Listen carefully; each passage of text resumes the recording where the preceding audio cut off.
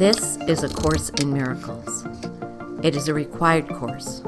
Only the time you take it is voluntary. Free will does not mean that you can establish the curriculum. It means only that you can elect what you want to take at a given time. The course does not aim at teaching the meaning of love, for that is beyond what can be taught. It does aim, however, at removing the blocks to the awareness of love's presence, which is your natural inheritance. The opposite of love is fear, but what is all-encompassing can have no opposite. This course can therefore be summed up very simply in this way. Nothing real can be threatened. Nothing unreal exists. Herein lies the peace of God.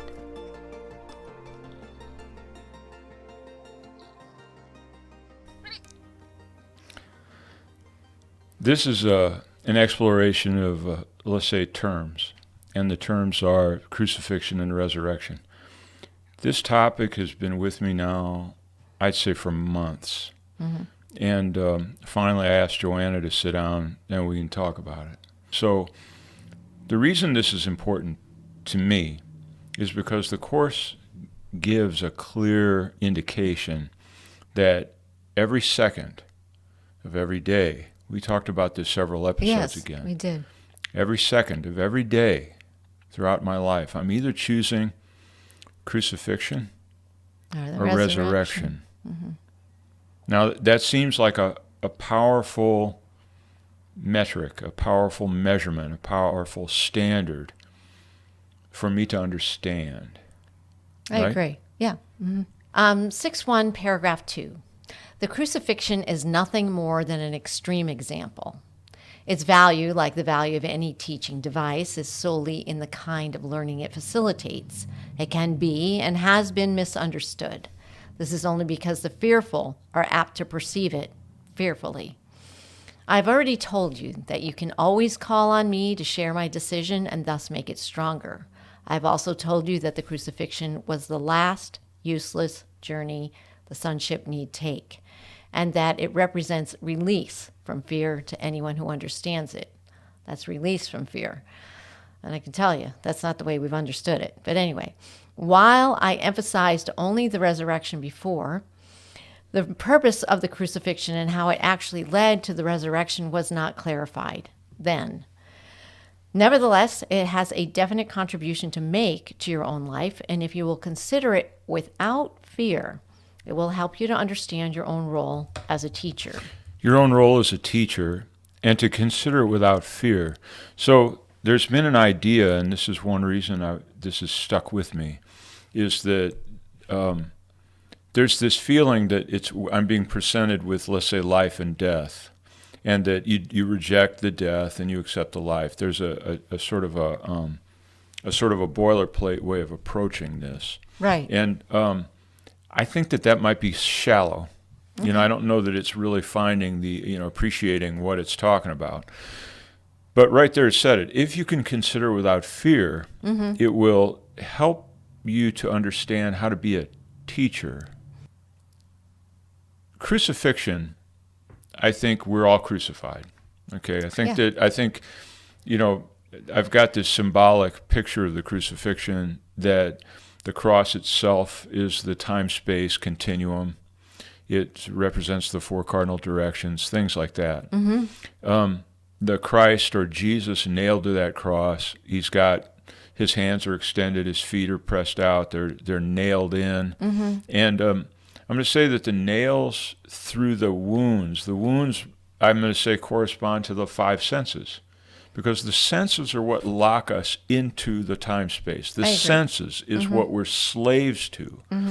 So Jesus gives us not a symbol of the crucifixion. Jesus said, I'm the symbol of the resurrection. He's not a symbol of the crucifixion. Jesus is going through the symbolism offered of the ego. The crucifixion, I'm going to say, is a symbol of the ego. Yes, I would agree. Jesus is the symbol of the resurrection. Mm-hmm. The crucifixion is a symbol of the ego. And the ego is not the symbol of the crucifixion because the ego doesn't exist. The ego is a function. Wait, the ego's not a symbol of the resurrection. To have a parallel, what I'm saying is to have a parallel going, Jesus as symbol of resurrection. Yes. Therefore, ego as symbol of crucifixion. Yeah. Okay. No, it's not? The ego is not the symbol of the crucifixion. What is it? The crucifixion is a symbol of the ego. Okay, ego's not so. Okay, yeah. Okay, I agree. Yeah, I had to actually have to play that around in my head. Right. No, Okay, well, it's a backwards world. Yes. Like so much. Yes. So the crucifixion being a symbol of the ego, we go into what the crucifixion is shown through Jesus the teacher. Yes. Jesus teaches me what the ego's modus operandi is. So Jesus willingly allows himself to be nailed up to the cross. And I'm going to say that those are the 5 wounds of the 5 senses. And it just so happens that the traditional image is of 3 guys nailing him in. One guy is distributing nails, one guy is hammering in the hands, one guy is hammering in the feet. Yes. There's 5 wounds of Christ. Those are the 5 senses. And the 3 people would be what they call the 3 poisons. That would be ignorance at the top, and for our purposes in the course, fear and anger. Anger and fear, anger and fear. Fear is repulsing, anger is coming at. Right. Ignorance is the cause for either one. These are the ones who are nailing the Son of God to the time-space continuum. In other words, fastening me to the physical world in such a way that I cannot move my hands, according to how God would want that to happen, cannot move my feet in that way, and my feelings are assaulted in terms of the wound in the side. Right.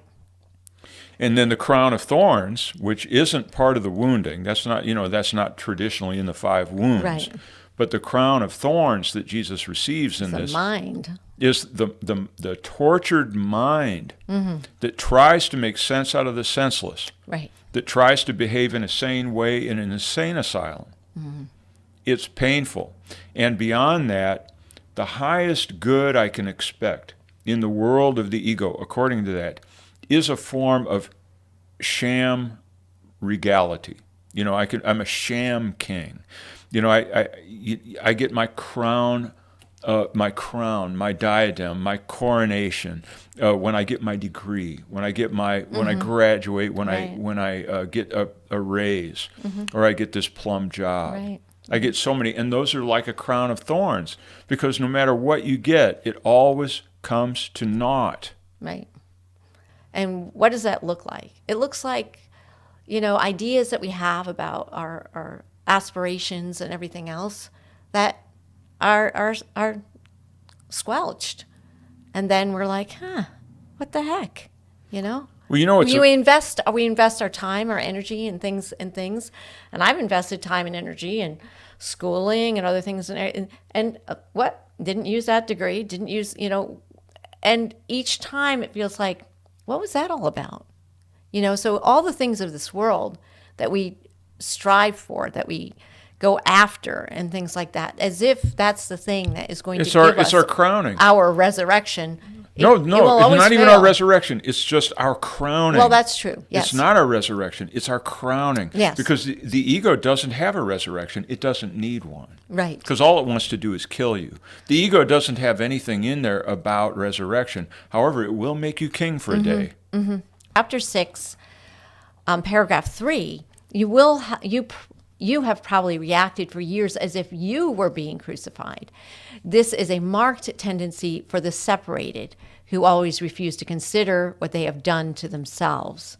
Projection means anger. Anger fosters assault, and assault promotes fear. So those are the poisons. Those are the 3 poisons. There you go. They're right there. The real meaning of the crucifixion lies in the apparent intensity of the assault of some of the sons of God upon another. This, of course, is impossible and must be fully understood as impossible. Otherwise, I cannot serve as a model for learning. And it goes on to say the only assaults that happen are the assaults that we believe happen to the body. The body is not. And so, beyond that, the apparent intensity is an important one to go into, the apparent intensity. For some reason, the image of the movie The Sting went through my mind. And the sting, the sting meaning a setup a scam, a fleecing of somebody. And what's critical in the sting are several things. One is visuals in the movie, if you go back and watch it. Very elaborate visuals that invite the players who are going to get stung, by, in this case, Robert Redford and Paul Newman. They're invited into a situation. It's a convincing bank. It's a convincing office. It's convincing tellers and windows. All this is very, very convincing.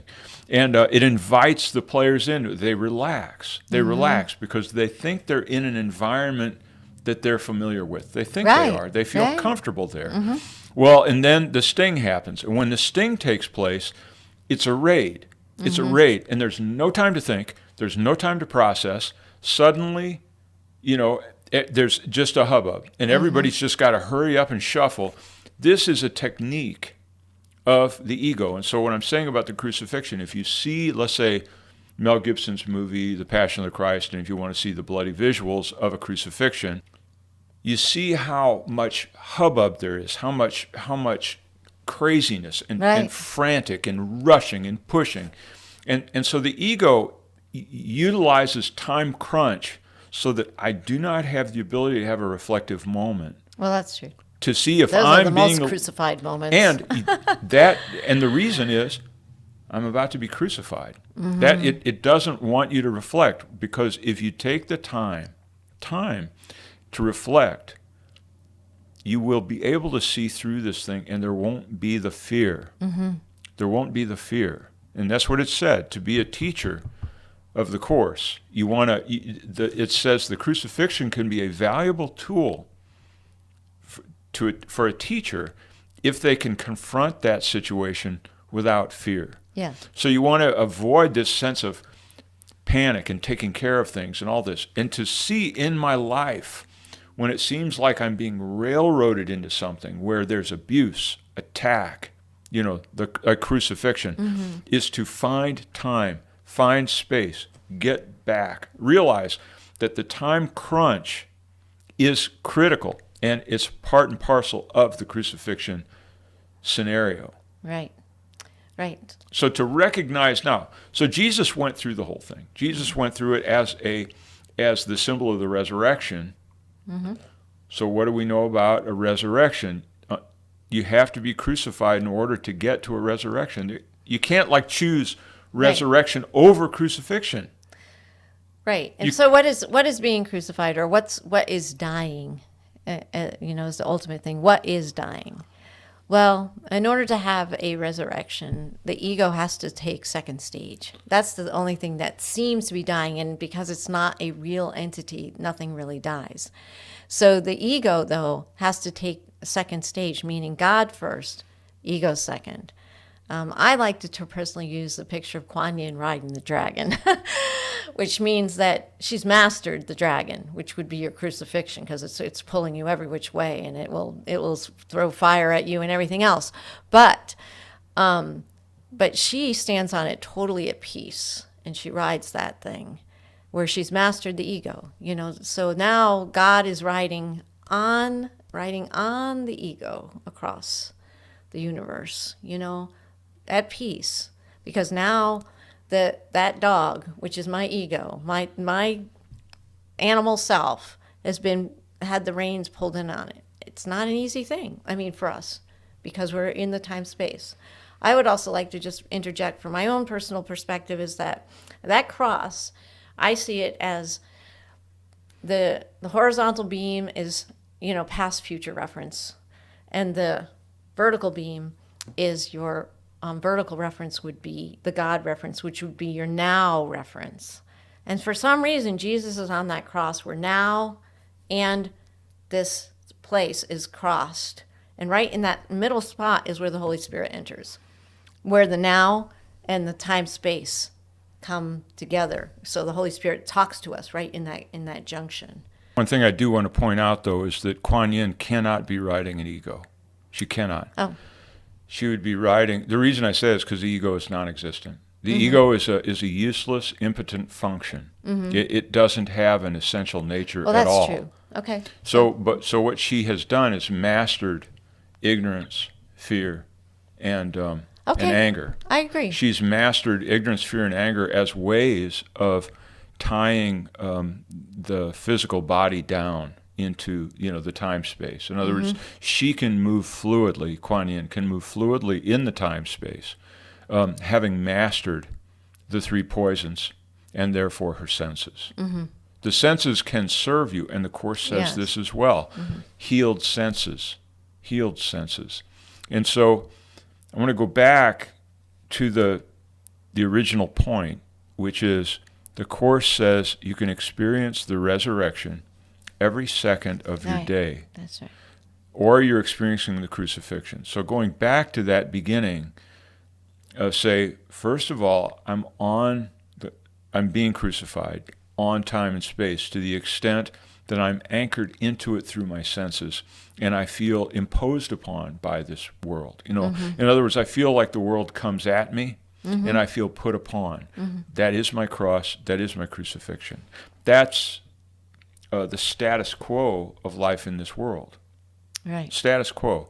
So the only real choice I have, if you want to say I've got a choice, I have a choice to either embrace the status quo, take the slings and arrows of life in the physical body as just, what occupational hazard of being a physical being.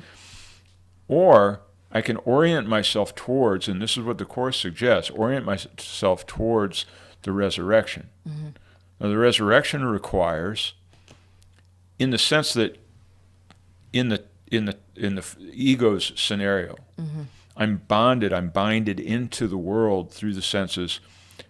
The Course is wanting me to reverse that whole tendency so that I am freed through my senses. I'm freed from this world through the body can act as a means of communication. It says it's not the means of communication, but it is a means of communication.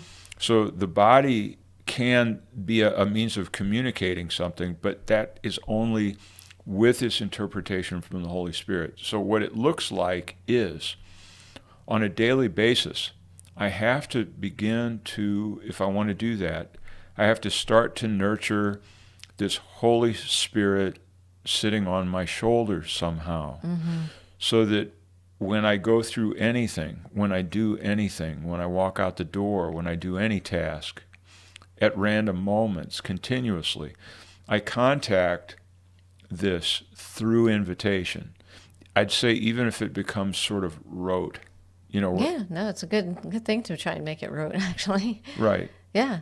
The more you try to make that a pattern of use, to call in the Holy Spirit with the simpler things, the easier it will be when more complex things come up that actually would be things that would throw you off. Because so that we don't make it abstract.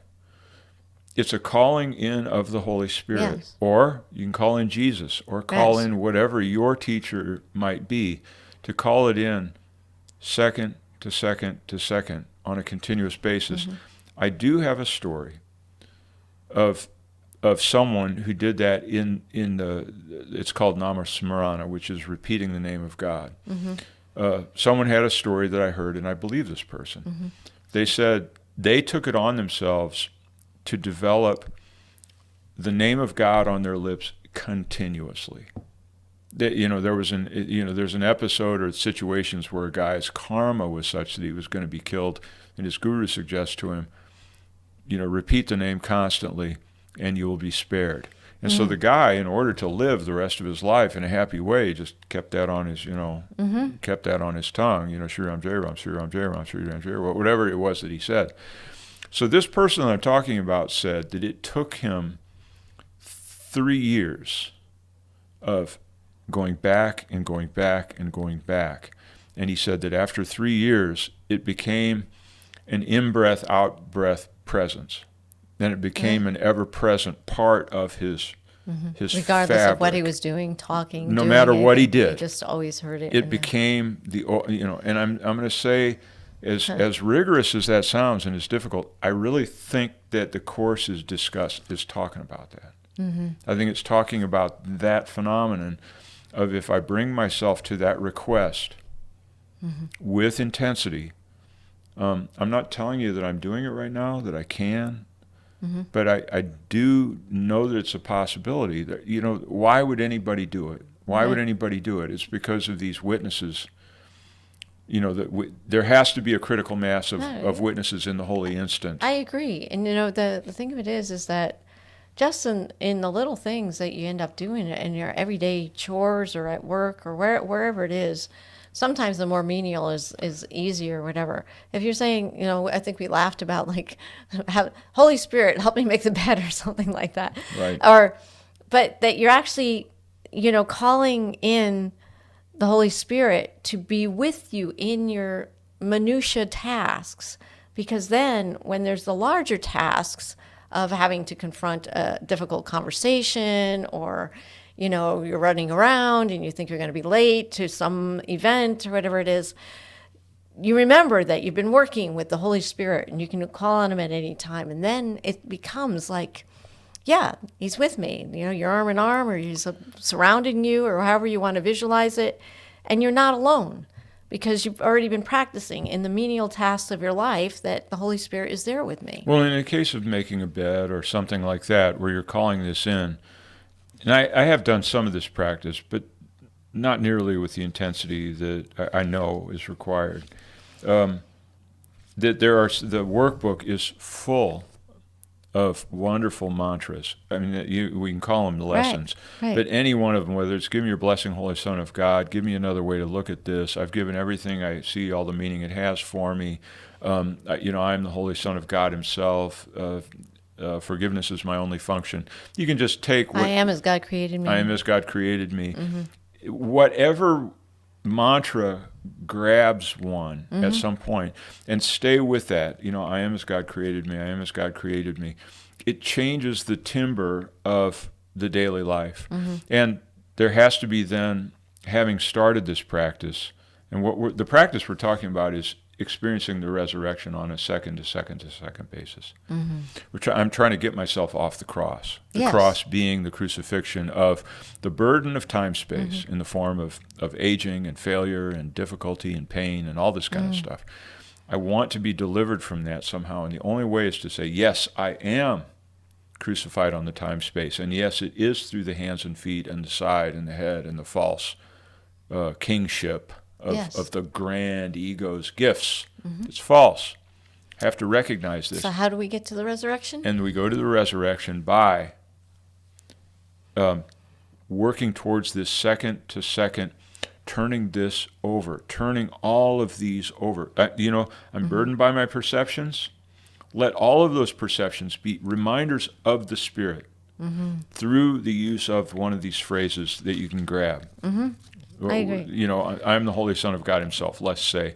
And I wake up and I'm in this situation, and I say, oh, that's another one. And I go, I'm the Holy Son of God himself. I'm the Holy Son of God himself. I'm the Holy Son of God himself. And I'm going through my motions with that kind of intensity. I'd say that if I could maintain that, now, of course, you got to, driving with the brakes on, who wants to be that crazy? This is the problem. I have no answer for that. Nobody wants to be crazy enough to have that intensity. It's not present in our society that much. It isn't, no. We don't. We just go, those I kind of dabble with it. Subject to those who end up being saints sometimes, right. Things like that, because they put themselves into that intensity. Well, and they're in that all the time. Yes. Why? Well, we saw that Mother Cabrini movie, and the deal with that is, even though they didn't do a good job of that, the real life saint Mother Cabrini had Jesus on her mind constantly because she was such a weakling. Yeah. She didn't feel that she could do anything without some assistance because her lungs were messed up and she was a frail person. And she did accomplish many, many things. Right, she did. Resurrection is also, it's the holy instant. So, there's a whole practice of just calling in the holy instant, that you want the holy instant, desire the holy instant.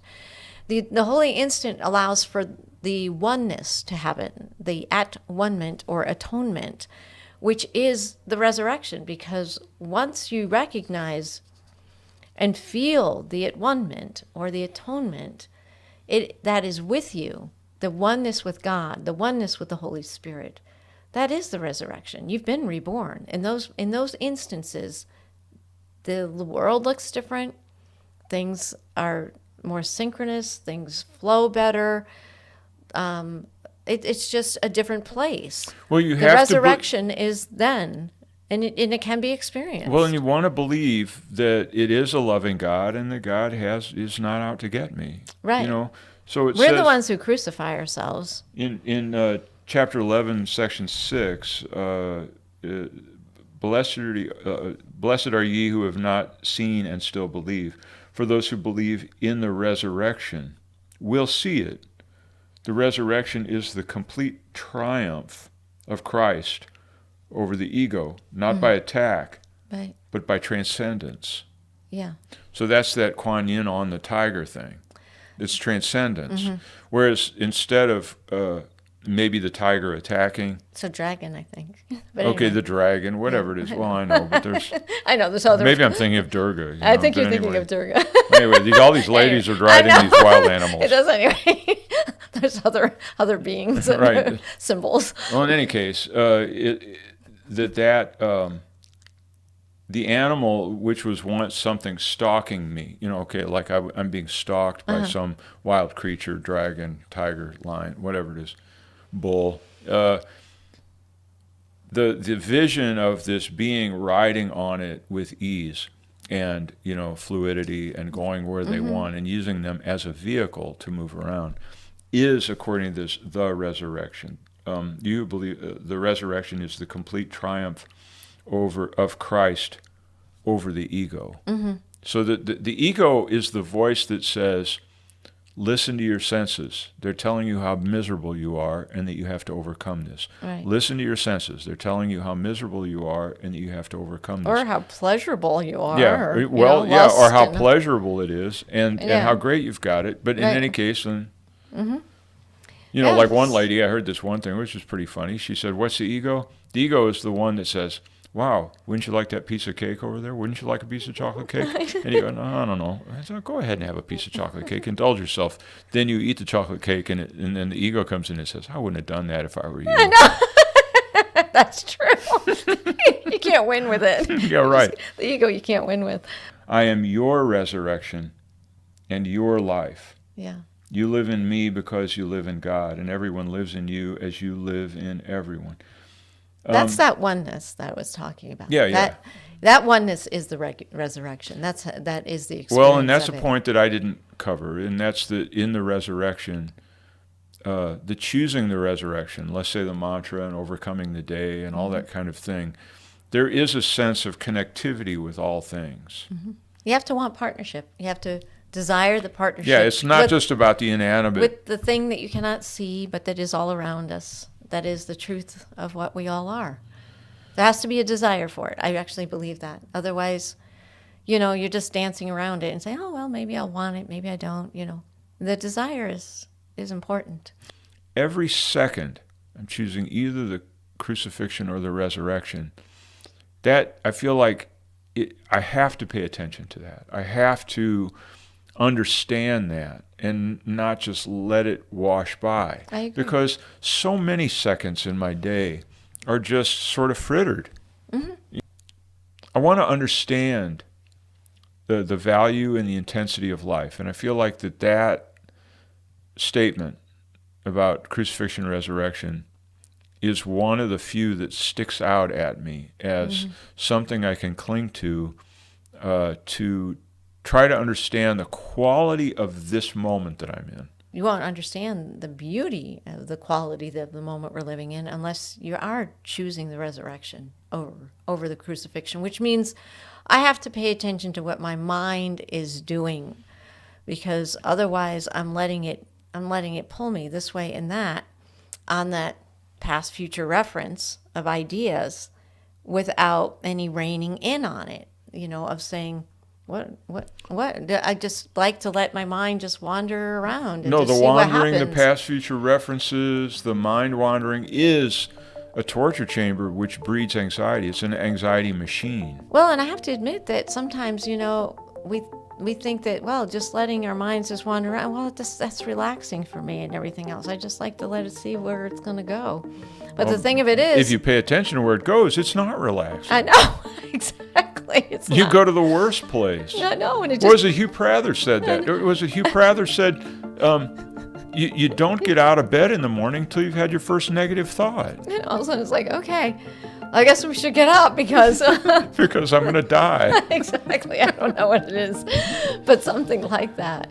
So yeah, I mean, it's better to recognize that if you can monitor your thoughts a little bit, you can also choose the holy instant. Because without monitoring your thoughts, you're just going to let them go willy-nilly, and it will take you into your crucifixion a lot more often than if you said, hey, where am I thinking? Where's that going? And all of a sudden it ends up in some place where you're like, why am I even thinking about that? I don't even know how did it originate, So I guess we've said it. I guess so. That's it. And the only thing I want to close with is to say in the comments or whatever, do you think it's possible to choose the resurrection every single second? Yeah. And if it is, why not? Yeah. Right? Right. Why not? Okay. All right. Well, thank you, everyone. Thanks.